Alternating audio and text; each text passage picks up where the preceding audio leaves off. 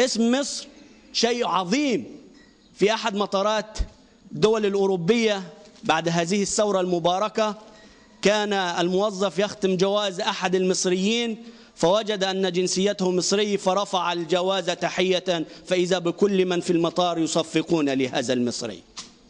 أحد أصدقائي في دولة الإمارات قال قبل ثورة 25 من يناير كنا نعامل درجة ثالثة، كان فيه الأول أصحاب الأرض اللي هم المواطنين، وبعدين الأجانب اللي جايين من أمريكا ومن أوروبا ومن غيرها، وبعدين المصريين.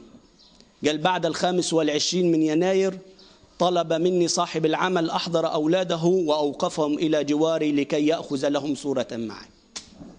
انظروا إلى هذا المصري، وأقول المصري ولا أقول مسلم ومسيحي، فالمصري واحد، فنحن كما أقول شعب واحد لأننا في وطن واحد.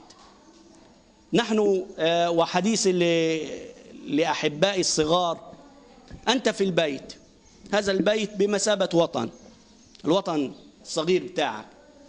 البيت هناك أبوك وأمك وإخوتك، أولاد وبنات، تحبهم، تتعامل مع كبيرهم باحترام وتتعامل مع صغيرهم بالرحمة، تحافظ على القواعد والمبادئ والقيم التي تتعلمها من والديك. الأسرة تنشئك على مبادئ وقيم تزرعها فيك، أنت تحافظ عليه. أبوك لما أنت بتكذب يقول لك ما تكذبش، كذب حرام، كذب عيب. لما أنت البرتقالة بتاعت أخوك تروح تسرقها من وراه عشان تاكلها، أمك في البيت تقول لك لا، السرقة حرام، ما تعملش كده تاني. لما أنت في البيت تمسك طبق وتكسره يقولوا لك لا عيب، لأن الطبق ده بتاعنا احنا الكل. فده الوطن الصغير بتاعنا. نيجي في المدرسة وطن أكبر شوية من الوطن اللي في البيت، فيها أساتذتك وفيه معلمينك والمس بتاعتك وفيها زمايلك اللي في الفصل. زي ما بتحترم أبوك في البيت يجب أن تحترم مدير المدرسة وأساتذتك والمس بتاعتك اللي موجودة في المدرسة. كما تحب إخوتك اللي في البيت يجب أن تحب زملائك في الفصل، لأنهم إخوة لك في هذا الوطن الأكبر قليلا وهو المدرسة. نأتي إلى الوطن الأكبر وهو مصر. وكما قال نيافة الأب ميخائيل نقلا عن البابا شنودة: مصر وطن يسكن فينا ولا نسكن فيه. مصر وطن يسكن فينا ولا نسكن فيه. ليس مصر مجرد هذه الأرض والمنازل والبيوت التي نعيش عليها، ولكن هذا جزء من هذا الوطن. القيم والمبادئ والتقاليد والعادات والتسامح والمحبة التي بين المصريين جميعا هي جزء من الوطن، هي تعني كلمة الوطن. هذه المؤسسات والمنشآت والثروات الطبيعية من بحار وأنهار وجبال هي الوطن بعينه. ولذلك فكلمة المواطنة تعني أن ننتمي نحن إلى هذا الوطن. عندما يسألك أي شخص من أي بلد أنت أو ما جنسيتك، فأنت فخور أن تقول أنا مصري. وصدق مصطفى كامل عندما قال: لو لم أكن مصريا لوددت أن أكون مصريا. فأنت المواطنة تعني أنك أنت شريك في هذا الوطن، وكل من في هذا الوطن معك شركاء فيه. ومعنى أن احنا شركاء يبقى لينا حقوق وعلينا واجبات متساويين، ما فيش حد ليه حتة أكتر من التاني في هذا الوطن، كلنا شركاء في هذا الوطن. الحقوق عليك أن تؤديها، يعني أنت الحق الوطن عليك أو واجب الوطن عليك أنك أنت تحافظ عليه. يعني ما ينفعش أن أنا مثلا التختة اللي أنا جالس عليها أكسرها أو أشخبط عليها، لأن دي ملكي أنا وملك لأخويا وملك لابن عمي وملك الجاري وملك الكل مصري موجود معايا بيدخل المدرسة دي في أي مكان، لو أثار، لو منشأة عامة، لو سيارة، لو يقول لك احنا دي مش بتاعتنا. يا عم هي بتاعتنا، لا بتاعتنا، لأن البلد دي بلدنا إحنا كلنا. وزي ما بقول لكم لازم نحافظ على هذه المكتسبات، هذه المكتسبات بتاعتنا إحنا الكل. أنت لما بتروح تدي صوتك في الانتخابات جماعة الكبار، أنت كغيرك، أنت لك صوت ومواطن آخر له صوت، صوتك كصوته لا فرق. فإحنا سواسية في هذه الحقوق، وكما أفاض فضيلة الشيخ نحن سواسية عند الله سبحانه وتعالى. لا فضل لعربي على أعجمي إلا بالتقوى. فيجب أن نكون نحن فعلا سواسية، وأن ننشر المحبة والتسامح فيما بيننا، وأن نبدأ من هذا النشء الصغير، نعلمهم كيف يحبون بعضهم. يصعب علي أحيانا أن أجد أن الأخ يجافي أخاه، تقول للواد عمك فلان يقول لك ما عميشي. ليه؟ عشان أبوه علمه كده في البيت. هل هذه هي القيم؟ هل هذه هي المبادئ؟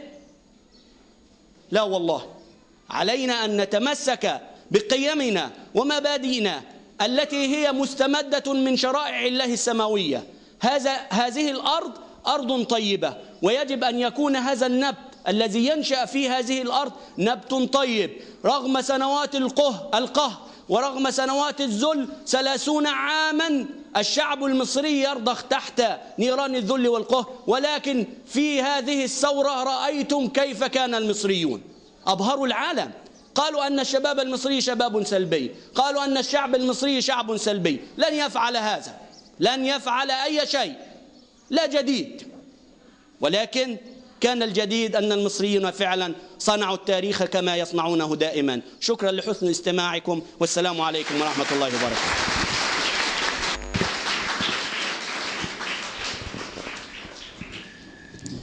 تقديرنا وإعجابنا الشديد بالإعلامي البارز الأستاذ علام الغنيمي على هذه الكلمة الحماسية الرائعة التي أكملت جانبا ربما كان غائبا عنا من الصورة، ذلك الجانب المشرق الذي ظهرت عليه مصر منذ 25 من يناير، ونتمنى إن شاء الله أن يستمر دائما.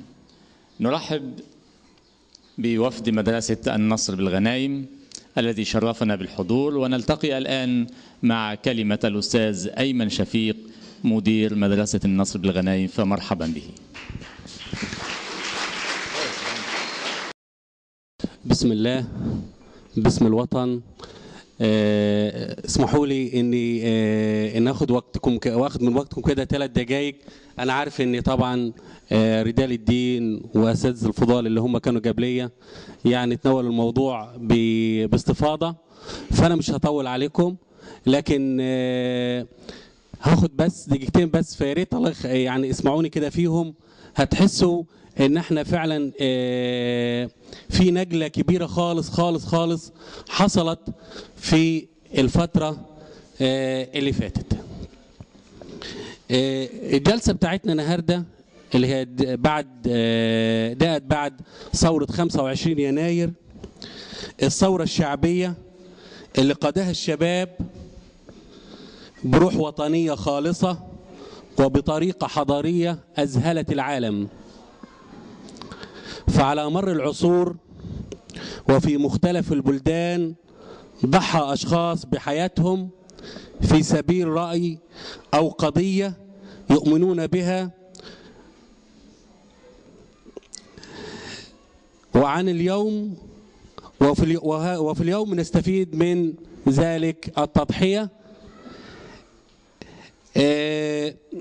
كان مطلوب مني أن أتكلم عن المواطنة، فأنا هفسر بس كلمة المواطنة، وإن كان الزملاء تناولوها بأكثر من جزئية، بس أنا هقول تعريف ليها ربما يكون أقرب للصواب.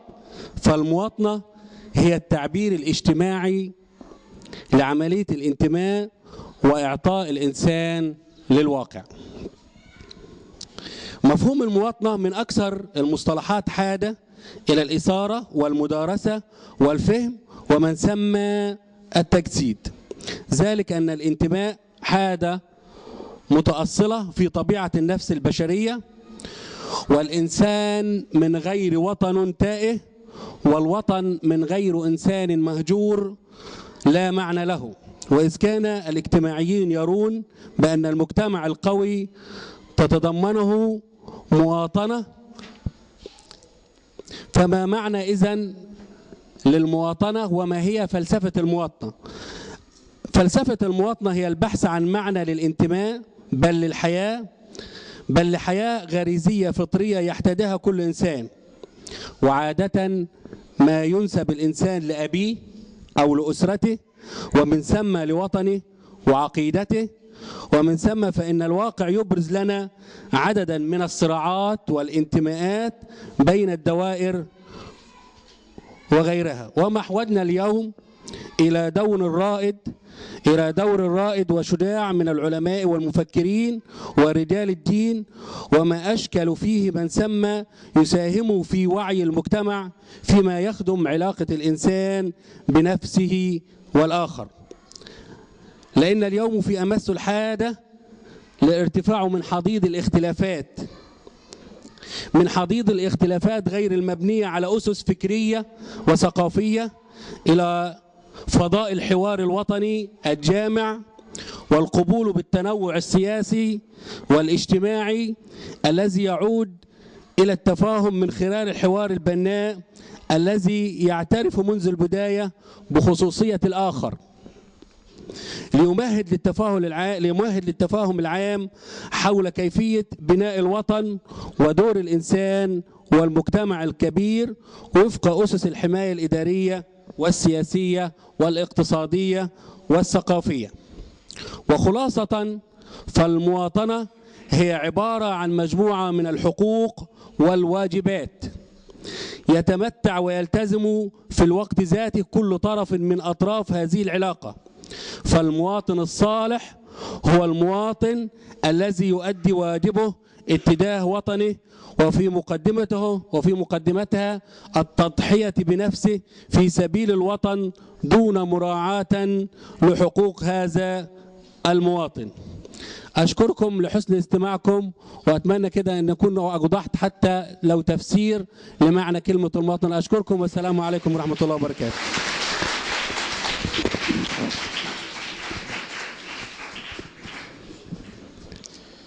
شكرا أستاذ أيمن شفيق على هذه الكلمة التي تناولت جانبا تربويا لمعنى كلمة المواطنة، وشكرا مرة أخرى لوفد مدرسة النصر بالغنايم الذي شرفنا بالحضور في هذا اللقاء. الآن نفتتح باب الحوار والمناقشة. كل من لديه سؤال في موضوع المحاضرة يتفضل لتقديمه للسادة الضيوف للإجابة عليه. السؤال مقدم من محمد مشرف عبد الستار بمدرسة الغنايم بحري الابتدائية. هقرأ السؤال بنصه ليعبر عن وجهة نظر قائله. ماذا ستفعلون بالنسبة لكم كشيخ أزهر وقسيس لتهدئة النفوس ما بين المسلمين والمسيحيين؟ سأمنح دقيقة لفضيلة الشيخ أحمد ودقيقة لنيافة القسم. لا تفضل. بداية في الحقيقة يعني هو ليس موجودا أصلا مشاكل بين مسلمين وبين أقباط نهائيا.